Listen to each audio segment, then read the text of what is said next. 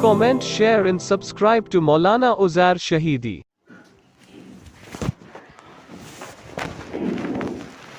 بسم الله الرحمن الرحيم. الحمد لله رب العالمين، والصلاة والسلام على سيد الأنبياء والمرسلين محمد وآله وصحبه أجمعين.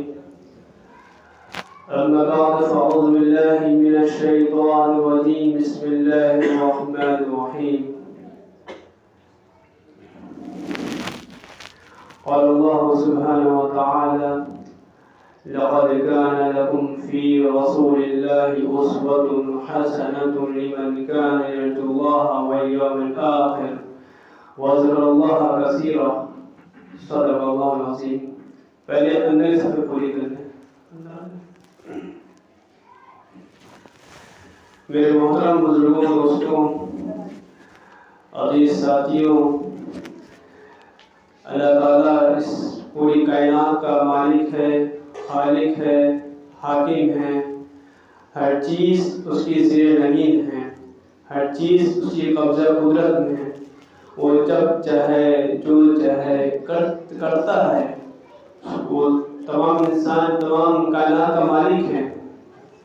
ہمیں اور آپ کو اللہ تعالیٰ نے دنیا میں صرف عبادت کے لیے بھیجا ہے، صرف عبادت کے لیے بھیجا ہے. عبادت کا معنی یہ صرف نہیں کہ انسان کہیں نماز پڑھ لیں، صرف روزہ رکھ لیں، صرف زکوٰۃ دے دیں. یہ صرف عبادت نہیں ہے. ایک عبادت کی تو اسلام کی بنیاد ہے، یہ اسلام کی بنیاد ہے. عبادت اسے کہتے ہیں جس ہر اس کام کو عبادت کہتے ہیں جس میں آپ صلی اللہ علیہ وسلم کا طریقہ موجود ہو. آپ صلی اللہ علیہ وسلم کا طریقہ جس کام میں موجود ہے، ہمارے اس کام میں حضور صلی اللہ علیہ وسلم کی سنت، حضور صلی اللہ علیہ وسلم کا طریقہ موجود ہے، وہ کام عبادت ہے، وہ کام باعث ثواب ہے، وہ رحمت کا سبب ہے. تو جس کام میں پاک صلی اللہ علیہ وسلم کا طریقہ موجود ہے وہ کام عبادت ہے. چاہے ہمارا اٹھنا ہو، چاہے ہمارا بیٹھنا ہو، ہمارا کھانا ہو، ہمارا پینا ہو، ہمارا سونا ہو، ہمارا جاگنا ہو، ہمارا سفر کرنا ہو، تجارت کرنا ہو، کارخانہ جانا ہو، بازار جانا ہو. ہماری زندگی میں جتنے بھی کام ہماری زندگی سے متعلق ہیں، ہر اس کام کا ہم نے پاک صلی اللہ علیہ وسلم کے طریقے کو اپنا لیا تو یہ عبادت ہے. آج جو دنیا کی جو حالات ہے کہ ہر طرف زلزلہ آیا ہوا ہے، یہ زلزلہ کیوں آتا ہے؟ یہ زلزلہ کیوں آتا ہے؟ لوگ بتا دیتے ہیں کہ زلزلہ کیسے آیا ہے، کہ زمین کی پلیٹیں ہل گئی ہیں، زمین ہل رہی ہے، اسی زلزلہ آ گیا. لیکن کیوں آتا ہے یہ کوئی نہیں بتا پاتا. کیوں آتا ہے یہ کوئی نہیں بتا. یہ صرف پاک صلی اللہ علیہ وسلم کی حدیث مبارکہ بتاتی ہے. حضرت عائشہ رضی اللہ تعالی عنہا سے پوچھا گیا کہ یہ زلزلے کیوں آتے ہیں، تو آپ نے کیا فرمایا تھا؟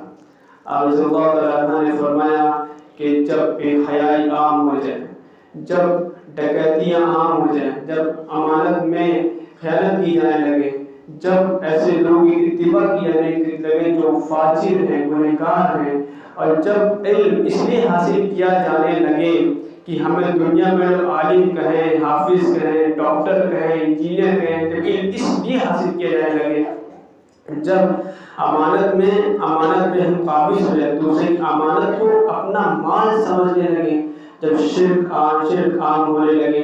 یہ سب زلزلے کے اسباب بیان کیے گئے. یہ سب زلزلے کے اسباب بیان کیے. اب پوری دنیا میں بے حیائی عام ہے، پوری دنیا میں شرک عام ہے، پوری دنیا میں بے ایمانی عام ہے. اس لیے زلزلے آتے ہیں. اور زلزلہ اس لیے نہیں آتا کہ پوری قوم تباہ کرے. زلزلہ عبرت کے لیے آتا ہے، ایک عبرت کے لیے زلزلہ آتا ہے. آج جو ترکی میں زلزلہ آیا، جو اردن میں آیا، جو شام میں آیا، کہ لاکھوں کے لاکھوں گھر زمین میں دھنس گئے. بڑی سی بڑی عمارتیں جن کو بنانے میں سال لگ گیا، 2 سال لگ گیا، صرف چند سیکنڈ میں جو ہے سب مٹی ہو گیا. صرف چند سیکنڈ میں مٹی ہو گیا.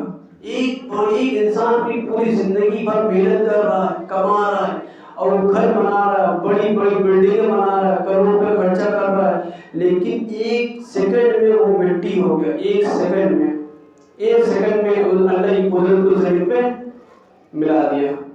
یہ اس چیز کی یہ پیغام دیا جا رہا ہے زلزلے کے ذریعے کہ تم نے جس چیز کو بنایا ہے یہ مت سوچو کہ یہ تمہارا ہے، اس کے بنانے والے بھی ہم، اس کو مٹانے والے بھی ہم۔ کل من علیہا فان ویبقى وجہ ربک ذو الجلال والاکرام، کہ ہر چیز کو فنا ہونا ہے۔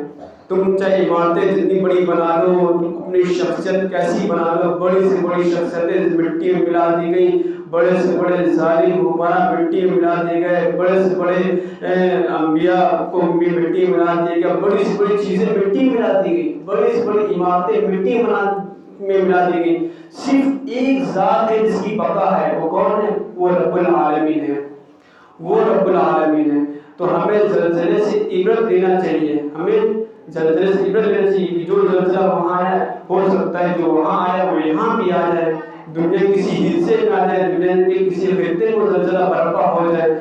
جو اسباب بیان کیے گئے زلزلہ آنے کے، اگر ہم ان اسباب سے بچتے رہیں گے اور ہم اللہ کی طرف رجوع ہوتے رہیں گے تو امید ہے کہ اللہ ہم پر رحم فرمائے گا، اللہ ہم پر رحم فرمائے گا۔ اللہ اس قوم کو اچانک سے تباہ نہیں فرمائے گا جیسے پچھلی قوم کو تباہ کیا، اس طرح قوم لوط کو تباہ کیا، قوم شعیب کو تباہ کیا۔ قوم شعیب کو اس لیے تباہ کیا کہ وہ ناپ طور میں کمی کرتے تھے، وہ بےمانی کرتے تھے۔ آج امت کے تاجروں میں بےمانی عام ہے، آج ہر انسان ناپ طور میں کمی کر رہا ہے۔ آج انسان چاہتا ہے کہ میرے پاس جو آئیں زیادہ آئیں اور میرے پاس کچھ جائیں وہ کم جائیں۔ آج انسان ملاوٹ کر رہا ہے، دودھ میں پانی ملا رہا ہے، تیل میں گھی ملا رہا ہے، ڈالڈا ملا رہا ہے، یہ ملاوٹ کر رہا ہے۔ یہ سب چیزیں قوم شعیب علیہ السلام کی قوم میں موجود تھیں، جس کی بنیاد پر ان کی قوم نے زلزلہ برپا کیا اور وہ تباہ ہو گئے، وہ سب تباہ ہو گئے۔ اسی طرح قوم لوط میں زناکاری عام تھی، جو زناکاری آج پوری دنیا میں عام ہے۔ یہ زناکاری مسلمانوں یہ زناکاری قوم لوط میں بھی عام تھی کہ جنسی تعلق مانے جاتے تھے کہ مرد شادی کر رہے، خواتین شادی کر رہے، زناکاری عام تھی۔ جو زناکاری اس دور میں آج کی جا رہی ہے وہی زناکاری قوم لوط میں تھی، لیکن قوم لوط کو اللہ تعالیٰ نے ایک دم سے تباہ کر دیا، ایک دم سے تباہ۔ قرآن وہ نقشہ کھینچتا ہے، وہ ایک دم تباہ کر دے گا۔ اسی طرح قارون جو تھا وہ بہت بڑا مالدار تھا، بہت بڑا، تاریخ میں اس سے بڑا مالدار ذکر ہی نہیں کیا گیا۔ اتنا بڑا مالدار تھا کہ اس کی خزانے چابیاں اور اس کے آدمی لے کے چلتے تھے، اتنی بھاری بھاری چابیاں تھیں، لیکن اس نے گھمنڈ کیا اپنے مال پر، اس نے اپنے مال پہ تکبر کیا۔ وہ غریبوں کو پیسے نہیں دیتا تھا، وہ تکبر کرتا تھا اور وہ اپنے خدا سمجھواتا تھا، اس لیے خدا تعالیٰ نے اس کو زمین کے اندر دھسا دیا۔ آج ہمیں کتنے مالدار ہیں جو غریبوں کو زکوٰۃ دیتے ہیں، کتنے مالدار ہیں جو غریبوں کی مدد کرتے ہیں، کتنے مالدار ہیں جو غریبوں سے کہتے ہیں چلو ہم تمہاری پرورش کریں گے، ہم تمہاری حفاظت کریں گے، ہم تمہیں پالیں گے، ہم تمہیں پڑھائیں گے، ہم تمہیں دکھائیں گے۔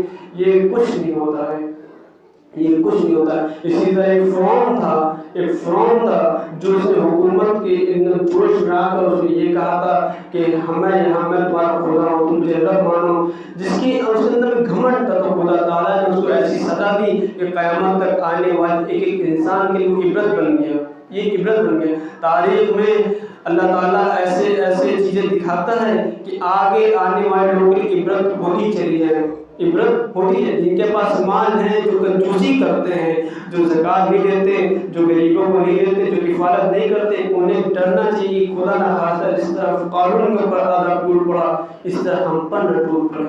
ہمیں زکوٰۃ کا جو نظام دیا گیا اسی لیے دیا گیا ہے کہ زکوٰۃ کے ذریعے تو زکوٰۃ اگر ہم دیتے، ہم لوگ اگر زکوٰۃ دیتے تو کوئی غریب نہ رہتا، زکوٰۃ دیتے ہیں تو کوئی غریب نہ رہتا۔ عمر بن عبدالعزیز رحمۃ اللہ علیہ کے دور میں کوئی بھی غریب ایسا نہیں تھا جو زکوٰۃ کو مستحق تھا، سب کو زکوٰۃ دیا تھی۔ آج مسلمان زکوٰۃ دینا بند کر دی تو مسلمان بھیک مانگ رہے ہیں، روڈوں پہ، مسجد کے گیٹ پر، مزاروں پر، ہر جگہ جائیے سب سے زیادہ جو بھیک مانگ رہا ہے وہ مسلمان مانگ رہا ہے۔ ایسی قوم کو لوگ بھی مانگ رہے جن کے بارے میں نبی پاک صلی اللہ علیہ وسلم نے فرمایا تھا، تعلیم دی تھی کہ اگر تم یتیم کی کفالت کرو گے تو تمہارا جنت میں ایسے ساتھ ہو جائے گا جیسے دو انگلیاں مل گئی ہیں۔ یہ تعلیم جس نبی نے جس قوم کو یہ تعلیم دی، اس قوم کے فرد، اس قوم کا فرد بھی مانگ رہے ہیں۔ یہ ہم نے خیانت کی ہے، یہ ہم نے خیانت کی، ہم نے اللہ کے دین کے ساتھ ناانصافی کی، اس لیے اللہ تعالیٰ زمین کو ہلا ہلا کے جھنجھوڑ رہا ہے۔ ایک آدمی ہے سو رہا ہے، وہ ایک آدمی سو رہا ہے، اب اس کو آواز دے کے اٹھایا جا رہا ہے، نہیں اٹھ رہا ہے، آواز دے کے اٹھایا جا رہا ہے، گہری نیند میں سو رہا ہے، نہیں اٹھ رہا ہے، اس کو ہلا کے اٹھایا جاتا ہے، اٹھو اٹھو، ہلا کے اٹھایا۔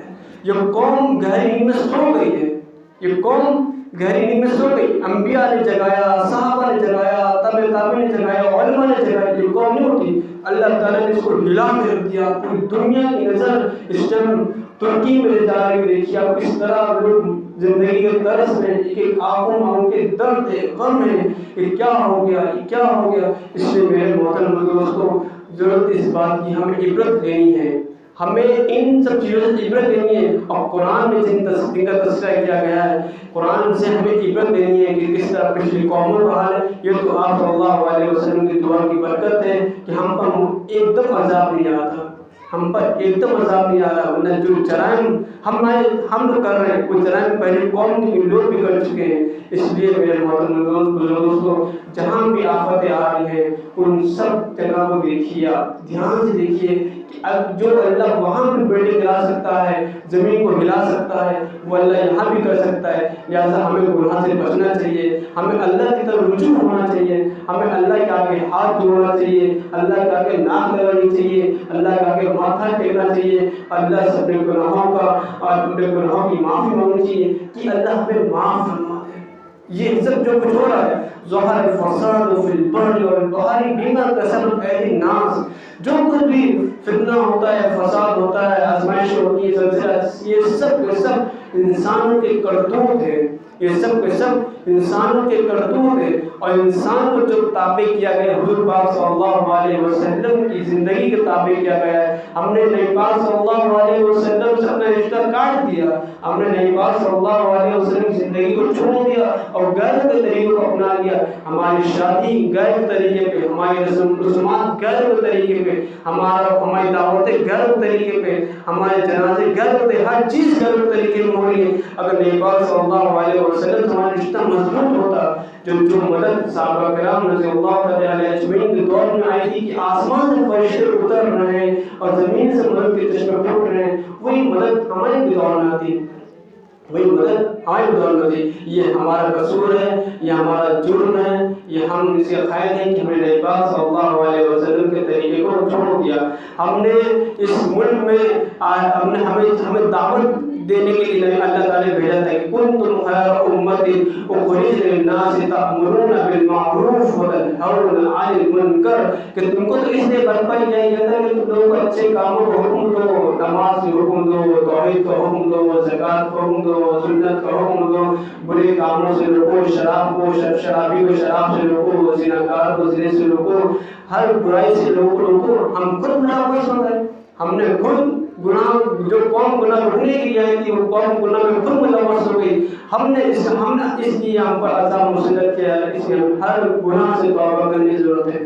ہمیں جتنا ہو سکے بے حیائی کو روکنے کی ضرورت ہے، جتنا ہو سکے گناہ کو روکنے کی ضرورت ہے، ہمیں اپنے ذاتی گناہ کو روکنے کی ضرورت ہے۔ ہمیں دوسروں سے نہیں کرنا، ہمیں خود روکنا ہے، ہمیں خود روکنا ہے گناہ سے۔ جو آج جو کلچر عام کیا جا رہا ہے، آج لوگ سمجھتے ہیں ایڈوانس اسے کہتے ہیں کہ توحید سے الگ ہو جائے، یہ ایڈوانس سے جو ایڈوانس زمانے کا حوالہ دیتے ہیں کہ توحید سے الگ ہے، وہ ایڈوانس ہے، جو نماز چھوڑے وہ ایڈوانس ہے، جو گرل فرینڈ بوائے فرینڈ کے کلچر کو فالو کرے وہ ایڈوانس ہے۔ یہ ایڈوانس نہیں ہے، یہ بدکار ہے، یہ وہ لوگ ہیں جو خدا کے عذاب کو مستحق ہو چکے۔ اس لیے ہمیں ان کلچر کو ختم کرنا ہے، ہمیں توحید کی دعوت دینی ہے، ہمیں نبی پاک صلی اللہ علیہ وسلم کے طریقے کو اپنانا ہے اور ان کے طریقے کو اپنا کر کے ان کی دعوت دینی ہے، اور ہمیں اللہ سے رجوع کرنا ہے، اللہ کے آگے ہاتھ پھیلانا ہے اور دعا کرنی ہے، اے اللہ ہماری حفاظت فرما، اور جو لوگ عذاب میں مبتلا ہو چکے ہیں، جو لوگ آزمائش میں مبتلا ہو چکے ہیں، ان کی بھی حفاظت فرما۔